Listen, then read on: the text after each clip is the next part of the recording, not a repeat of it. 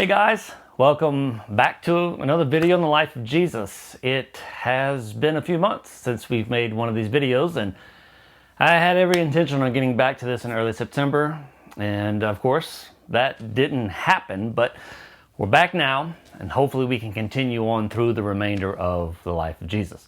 Now for this video, the text is going to be from Matthew 18 verses 21 through 35. But before we go there, since it's been a while that we have done this, so let's do a quick review of the context that we're in. So Jesus and his disciples are in Capernaum.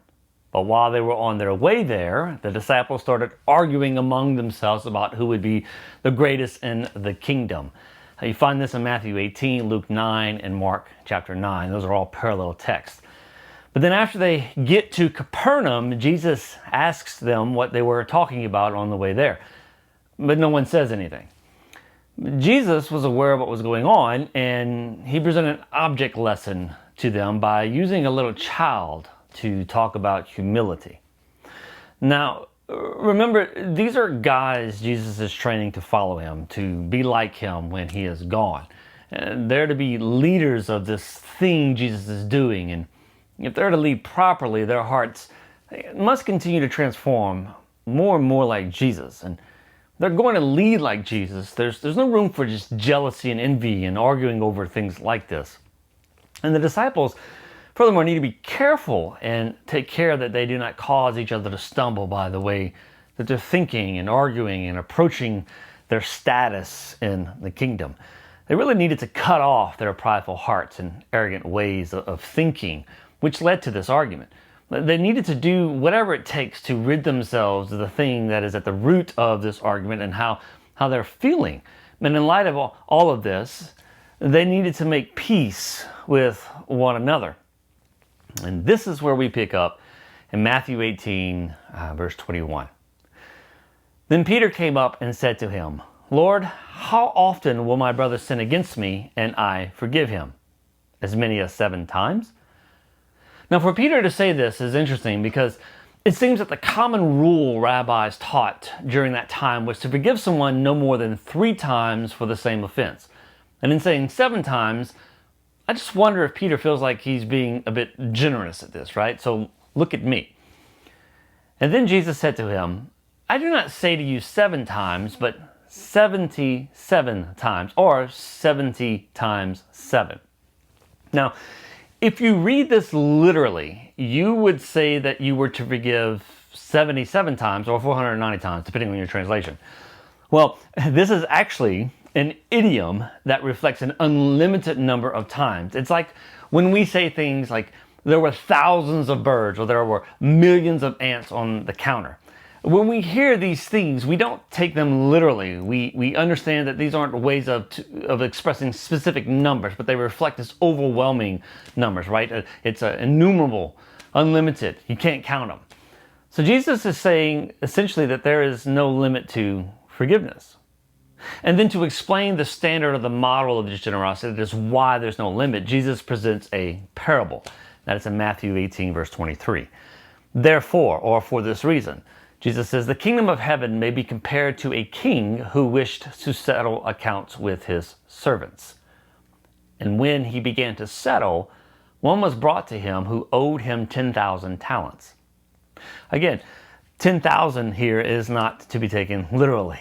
In fact, the Greek word for 10 is the word for numerous or countless. So the number being presented here is an unrealistic number, and it's being used to make a point that is going to be fleshed out further on in the parable. But now if you wanted to translate this literally, it would be comparable to billions of dollars today.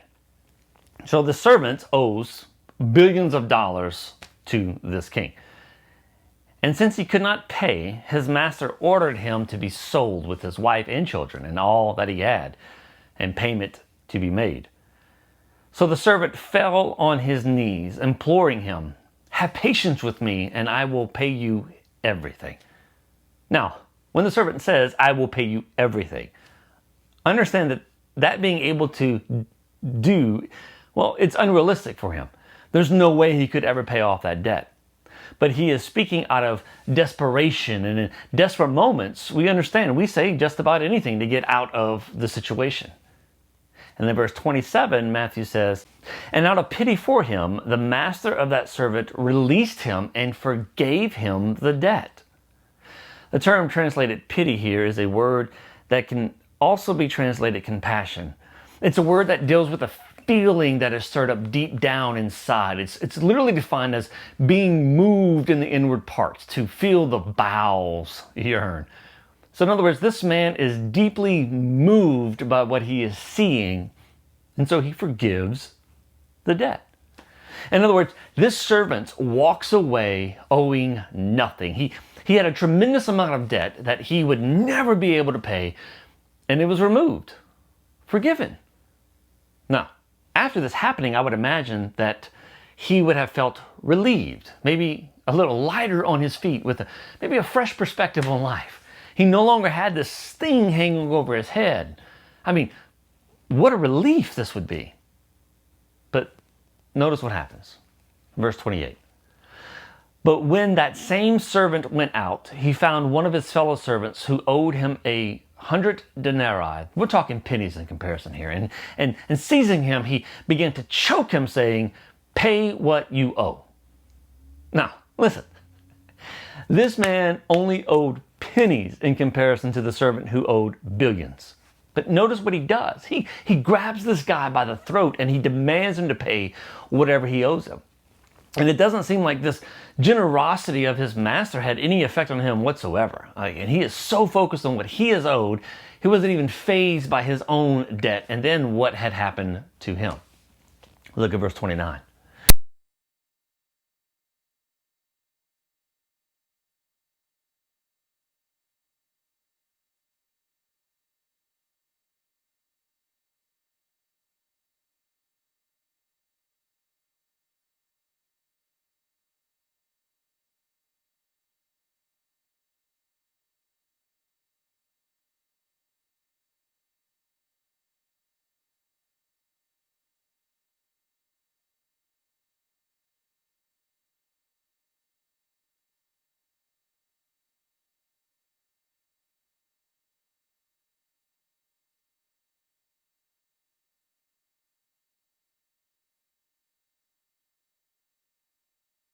But he refused and went and put him in prison until he should pay the debt.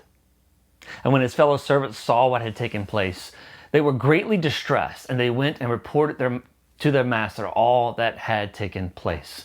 And then his master summoned him and said to him, "You wicked servant, I forgave you all that debt because you pleaded with me. And should not you have had mercy on your fellow servant as I had mercy on you?"